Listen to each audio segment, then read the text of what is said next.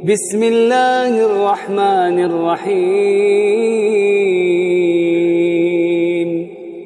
Dari Anas bin Malik radhiyallahu an, dia berkata, beberapa orang tamu dari Bahrain datang kepada Nabi SAW. Kemudian Nabi SAW meminta air wudu, lalu beliau berwudu. Kemudian mereka, tamu-tamu dari Bahrain tadi itu, menyerbu bekas air wudu Nabi SAW dan meminum air yang mereka dapatkan. Maksudnya yang tersisa dari bejana, ya, yang digunakan wudu Nabi, ada sisanya, mereka rebutan, kemudian mereka meminumnya. Dan air yang terjatuh ke tanah, lalu mereka usapkan ke muka, kepala, dan dada mereka. Maka Nabi SAW bertanya kepada mereka, apa yang menyebabkan kalian melakukan itu? Mereka menjawab, cinta kami kepadamu, wahai Rasulullah. Semoga Allah mencintai kami. Beliau bersabda, apabila kamu ingin dicintai Allah dan Rasulnya, maka jagalah 3 sifat. Yang pertama adalah sidqul hadis, berbicara yang jujur, yang benar. Yang kedua adalah wa'adaul amanah, menunaikan amanah. Dan yang ketiga adalah wahusnul jiwar, bertetangga dengan baik. Lalu Nabi melanjutkan, karena menyakiti tetangga itu akan menghapuskan kebaikan sebagaimana matahari melelehkan sebongkah es. Hadis ini hasan, ya, ada di dalam Silsilah As-Shahihah nomor 2998. Ini diriwayatkan oleh Al-Khulai di dalam kitab Al-Fawaid. Bapak Ibu yang dirahmati Allah Subhanahu wa taala, hadis ini menunjukkan betapa besarnya kecintaan para sahabat kepada Rasulullah sallallahu alaihi wasallam. Sangat cinta kepada Rasulullah sallallahu alaihi wasallam. Saking cintanya, ya, beliau mengharapkan keberkahan tabaruk dengan Nabi sallallahu alaihi wasallam. Termasuk juga dengan bekas beliau, jejaknya, bekas wudunya tadi itu. Dan oleh Rasulullah sallallahu alaihi wasallam dibiarkan mereka. Jadi mereka tabaruk mengambil berkah dari Nabi sallallahu alaihi wasallam, ya. Dan ini para sahabat melakukan hanya kepada Nabi sallallahu alaihi wasallam saja, ya. Setelah Rasulullah SAW meninggal dunia, tidak ada, ya, para sahabat misalkan tabaruk kepada Abu Bakar, kepada Umar, kepada Utsman dan lain sebagainya. Hanya kepada Rasulullah SAW saja, ya. Kemudian Bapak Ibu yang dirahmati Allah Subhanahu Wa Taala, Nabi SAW bertanya tadi, kenapa? Apa yang mendorong kamu melakukan hal itu apa? Kok rebutan air wudhu, sisanya kemudian diminum, yang jatuh ke tanah kemudian diusapkan ke dada, ke wajah dan sebagainya? Mereka menjawab, ya. Kata mereka, kami cinta kepadamu, wahai Rasulullah. Mudah-mudahan dengan seperti itu, bertabaruk kepada Nabi itu, Allah mencintai kami. Nah, baru kemudian Rasulullah SAW menegaskan, kalau kamu ingin dicintai oleh Allah dan Rasulnya, maka kamu harus menjaga 3 hal. Nah, ini. Yang pertama adalah berbicara yang jujur, yang benar. Artinya tidak boleh berdusta, ya. Dan memang Allah Subhanahu wa taala di dalam Al-Qur'an itu menyatakan, wahai orang-orang yang beriman, bertakwalah kamu pada Allah, takutlah kamu kepada Allah, dan ucapkanlah perkataan yang benar. Wa qulu qaulan sadida, ya. Kalau kita bertakwa kepada Allah, kita mengucapkan perkataan-perkataan yang benar, yang jujur, kata Allah Subhanahu wa taala, yuslih lakum a'malakum, niscaya Allah akan memperbaiki amalan-amalan kalian.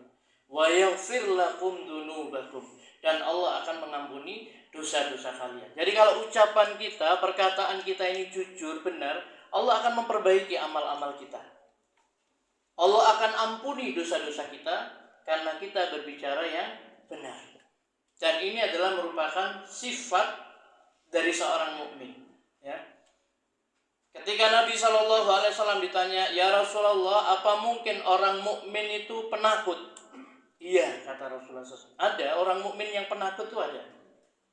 Apakah mungkin seorang mukmin itu bakhil, pelit? Kata Rasulullah SAW, iya. Ada. Orang beriman pelit itu ada. Kikir. Tetapi ketika Nabi ditanya, mungkinkah seorang mukmin itu berdusta, berbohong? Tidak, kata Rasulullah SAW. Orang mukmin tidak mungkin berdusta, berbohong. Kenapa? Karena berdusta itu adalah sifatnya orang munafik. Cirinya orang munafik, kalau berbicara dia bohong. Maka orang beriman tidak akan berdusta. Dan dusta ini Bapak Ibu yang dirahmati Allah SWT, termasuk dosa besar. Ya. Ketika Nabi mengatakan kepada para sahabat, maukah kalian aku tunjukkan dosa yang paling besar? Mau ya Rasulullah, engkau menjadikan sekutu bagi Allah padahal dia yang menciptakan kamu.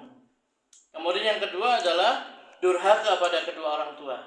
Kemudian yang ketiga, kata perawi itu, sahabat mengatakan, tadinya Rasulullah SAW itu bertelekan, bersandar, kemudian duduk. Lalu Nabi mengatakan perkataan dusta, persaksian palsu. Perkataan dusta, persaksian palsu. Diulang terus, perkataan dusta, sampai sahabat mengatakan, saya ingin seandainya Rasulullah SAW itu diam. Jadi dalam hadis itu disebutkan apa? Dosa besar yang paling besar adalah menjadikan sekutu bagi Allah. Yang kedua adalah durhaka pada kedua orang tua. Dan yang ketiga adalah perkataan dusta. Makanya Rasulullah SAW mengatakan apa? Siapa yang tidak meninggalkan perkataan dusta dan beramal dengannya, Allah tidak butuh dengan puasanya. Dengan dia menahan lapar dan haus itu Allah tidak membutuhkan. Kenapa? Dusta. Maka dusta ini merusak daripada ibadah puasa kita. Ini yang kena ancaman berapa banyak orang yang puasa tetapi tidak mendapatkan kecuali hanya lapar dan dahaga saja. Salah satunya adalah dia berkata dusta tadi itu. Maka Bapak Ibu yang dirahmati Allah Subhanahu wa taala, kita diperintahkan untuk jujur. Kalau jujur itu pasti akan baik. Ya, orang kalau jujur pasti akan baik. Bersabda Nabi SAW dalam hadis riwayat Bukhari dan Muslim, ya, kata beliau, sesungguhnya kejujuran itu menunjukkan pada kebaikan. Dan kebaikan itu akan menunjukkan kepada surga. Jadi jujur akan membawa pada kebaikan.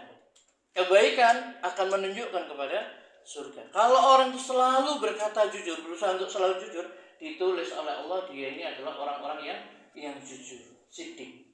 Ya, kita tahu siddiq ini adalah satu tingkat di bawah kenabian. Ya, orang-orang yang mendapatkan nikmat dari Allah Subhanahu wa taala, para nabi, para siddiqin, syuhada dan sholihin. Sedangkan dusta, kata Nabi, awas, hati-hati, jauhi dusta. Karena dusta itu menunjukkan kepada kemaksiatan dan kemaksiatan itu menunjukkan kepada neraka. Kalau orang selalu berdusta, ditulis oleh Allah pendusta. Ya. Maka dari itu Bapak Ibu yang dirahmati Allah SWT, yang berkaitan dengan puasa Ramadan kita, tadi sabda Nabi SAW, siapa yang tidak meninggalkan dusta dan beramal dengannya, Allah tidak membutuhkan puasanya. Ya. Sebenarnya dusta ini harus dijauhi bukan hanya di bulan Ramadan, bukan hanya ketika kita sedang berpuasa saja. Selamanya kita harus meninggalkan dusta, bohong. Saya yakin Bapak Ibu kalau dibohongi orang senang, Pak. Jangan ditipu sama orang, dibohongi senang. Ah, tidak. Makanya jangan berbohong sama orang lain, ya. Jangan ada dusta di antara kita, begitu katanya, ya. Ini betul, ya. Kalau didustai kita akan tidak nyaman, ya. Maka jangan berdusta, ya. Sekali lagi, dusta itu cirinya orang munafik dan dia termasuk dosa besar. Maka kita harus jauhi itu. Siapa yang beriman kepada Allah dan hari akhir, hendaklah berbicara yang baik atau diam. Yang kedua, yaitu menunaikan amanah. Ya. Kalau kita ingin dicintai Allah dan Rasulnya, maka hendaklah kita itu menunaikan amanah. Dan ini perintah Allah dalam Al-Quran. Innallaha ya'murukum an tu'addul amanati ila ahliha. Sesungguhnya Allah menyuruh kamu menyampaikan amanat kepada yang berhak menerimanya. Surat An-Nisa ayat 58. Ya. Dan Allah Subhanahu wa taala dengan tegas melarang khianat. Ya. Khianat kepada Allah, khianat kepada Rasul, khianat terhadap amanah-amanah yang telah diberikan kepada kita.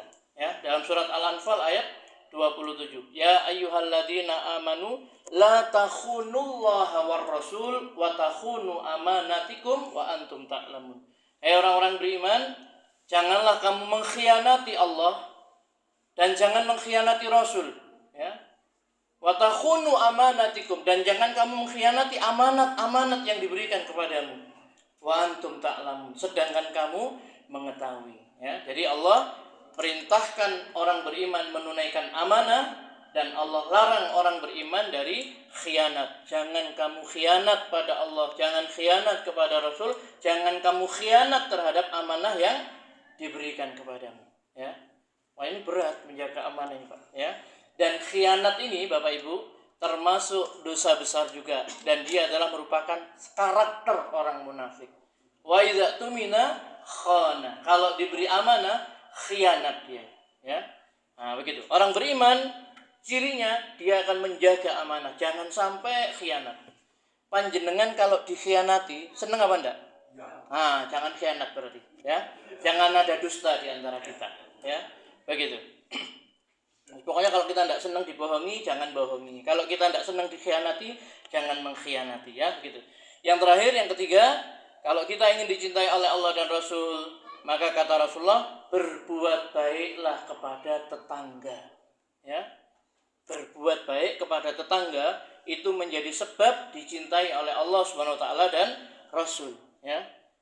Dalam riwayat Bukhari dan Muslim, Nabi mengatakan, barang siapa yang beriman pada Allah dan hari akhir, hendaklah dia berbuat baik kepada tetangganya, ya.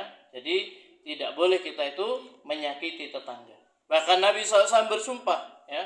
Ini menunjukkan bahwasanya mengganggu atau menyakiti tetangga itu termasuk kategori dosa besar. Karena Nabi bersumpah, wallahi la yu'minu, demi Allah tidak beriman.